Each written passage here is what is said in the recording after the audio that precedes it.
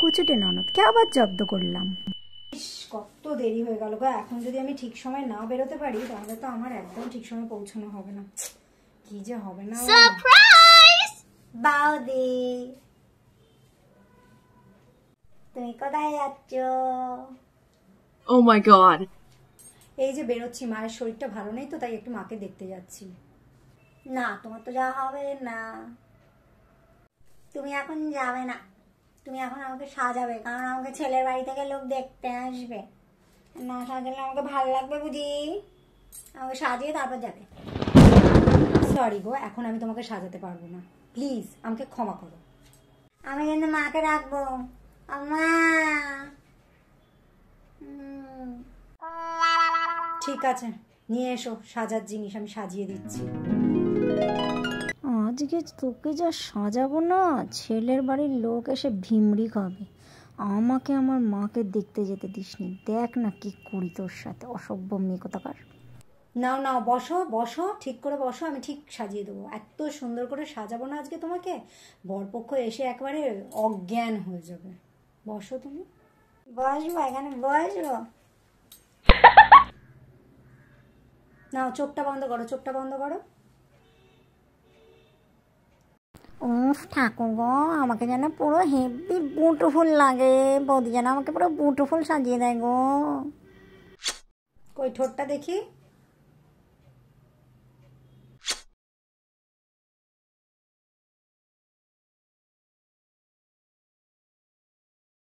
উফ ঠোঁটের মধ্যে লিপস্টিকটা লাগিয়েছে, লাগছে না আমার, হ্যাপি হ্যাপি। তোমার সাথে আজকে জাদু কি কি যে করব তুমি দেখতে থাকো। দাঁড়া না, তোকে আজকে কি সাজাই দেখবি। আজকে মনে হচ্ছে এক দেখাতেই আমার বিয়েটা পাকা হয়ে যায়। উফ ভগবান গো, কখন যে আমি আয়নাতে নিজেকে দেখবো, পুরো যেন মনে হচ্ছে পুরো আমি ডানা কাটা পড়ি, স্বর্গ থেকে নেমে এসেছি, কি ভালো লাগবে। আজকে তোর সাজ দেখে ছেলের বাড়ির লোক যদি পালিয়ে না গিয়েছে, তাহলে তোর একদিন না আমার একদিন।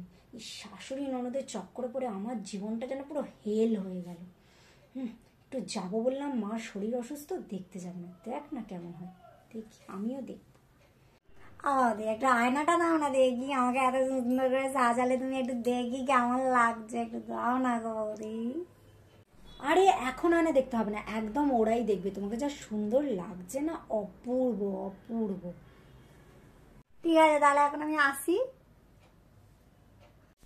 ছেলের বাড়ির লোক এসে যখন ওকে দেখেই পালিয়ে যাবে না, তখন বুঝবে মজা। শাশুড়ি ননদ আমার জীবনটা জ্বালিয়ে একেবারে একাকার করে দিল। শান্তি নেই আমার জীবনে, শান্তি নেই। একটু মার শরীর অসুস্থ, দেখতে যাব বললাম, দেখতে যেতে দিল না। এইবার আমি জব্দ করেছি, ঠিক জব্দ করেছি। আমাদের তুমি এটা আমাকে কি সাজিয়েছ? ছেলের পক্ষ থেকে তো এসে সবাই পালিয়ে গেল, আমাকে পছন্দ করলো না। ঠিক হয়েছে, আমি তো বলেইছিলাম যে আমার মায়ের শরীর অসুস্থ, আমি বেরোবো, তুমি আমাকে বেরোতে দিলে না কেন? এখন যেটা করেছি ঠিক সাজিয়েছি, আমি এরকমই সাজাবো। আমার কাছে এলে তুমি এরকমই সাজিয়ে পাবে। আমার মনে আর বিয়ে হবে না, আমি কি করবো, আমার মাথাটা কেমন করছে।